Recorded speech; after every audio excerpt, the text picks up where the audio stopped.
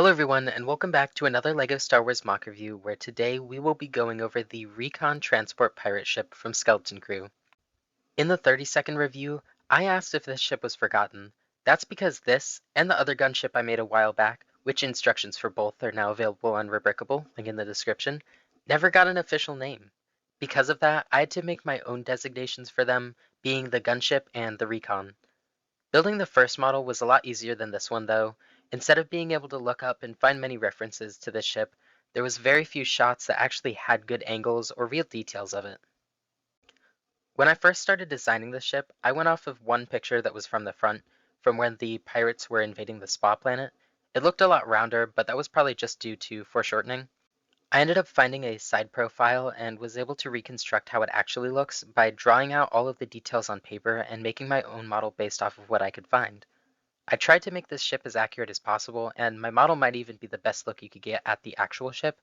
I started from the front, as that's what I had the most information to go on. I also noticed there was greebling down the front and guns at the tip, so I made sure to include what I could. The clip piece on top of the front is also accurate. It follows the shape of what I could see really well. If we look at the side profile, you can see how the ship is shaped even better. The first play feature is the rotating turrets. You can move them, and I thought this detail was very important because you can see it in the show. I also tried to keep the angle of the back perfect. There is a loading ramp in the back that you can open, and there isn't a lot of room back there, but I added studs and tiles so that you could add containers to it.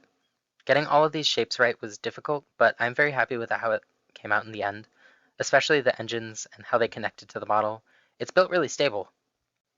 Even the angled parts at the top are accurate and have some nice greebling. One last thing before we look at it from the top, the antennae were detailed that I wasn't exactly sure about, but there are definitely shots where you can see them. From the top, you get another angle of the starship. Building this and figuring out how it actually looks made me care a lot about this ship. It's really a shame that it got blown up because I thought it was really neat, and I've grown somewhat attached to the model. A lot of the coloring should be accurate, but I did have to make a few guesses at the top since it was hard to see. The round part can be removed, and there is space for a minifigure to hang out the top. However, you can't close it on the minifigure. It's just there so he can shoot out. Before we go to the interior, I wanted to point out that the windows are on either side. At least, I assume these are the windows since they were colored differently. Now for the inside, you can pull apart the greebling in the middle and move the side panels so that you can see inside. There was obviously no detail of the interior in the show, but I included room for one pilot. Originally, I was going to put a spring-loaded shooter inside, but I decided it would be too awkward to use it, and I couldn't include a function that would make it work elsewhere. It's better that it has a seat anyway, so that the pirates can actually control it. The bottom is just as detailed as any other part. The white stripe on the bottom is accurate, and I was able to get a glimpse of it from the show. If you have a sharp eye, you might have noticed that the front and the back are different. The way I built this was using an odd number of studs in the front and an even number in the back. It's an oddly specific thing that I've been doing with my builds, but I think it gives them a lot of character, and it also lets them achieve different looks that a lot of other people aren't able to get. I also chose this technique because the panels on the side needed to fit pretty closely to the ship, and by having it an odd number of studs, you can get the panels really close to the studs, and I thought that it looked really good like that.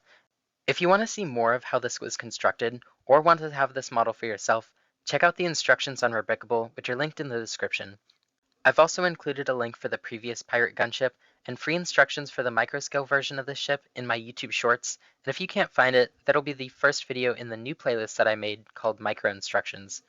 Thank you all for watching, I hope you enjoyed. If you want to see more like this, or any more LEGO creations by me, please like and subscribe. This really helps out a ton, and I have a lot more LEGO mocks to review in the future. So thank you guys again, and I will see you guys next time. Goodbye.